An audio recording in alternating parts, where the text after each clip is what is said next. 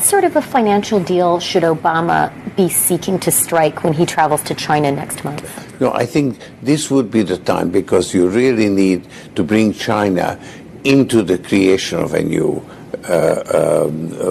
world order, financial world order. Sir Evelyn, what about the RMB situation? You mentioned a so-called currency problem. I mean, do you see the day in the next 5 years where it's fully convertible and flexible? Well, you're talking to a person who's quite old. If I'm around in 5 years, I'd like to think that that is the case. I think we've all got to move towards that opportunity, and I think the challenge also is whether we should move towards an international currency. But they really are issues of the construction of a new world order. That's what this is about. And that's the sort of dialogue the Chinese are generally good at. And so a partnership between us is essential.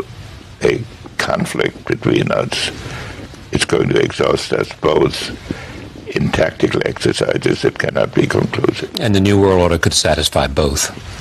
It has to satisfy both, because otherwise it will lead to tensions that will exhaust us both. One has to give credit to President Nixon's and Henry Kissinger's initiative.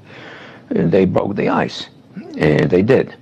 But they confronted a residue of suspicion, and that suspicion was mutual, and grievances, and they were also mutual, that it really took time for the relationship to sort of become more normal, more predictable, and eventually what we accomplished was that it became, in fact, open and full, comprehensive, and in fact initiated a kind of secret collaboration, or even perhaps you could call it an alliance.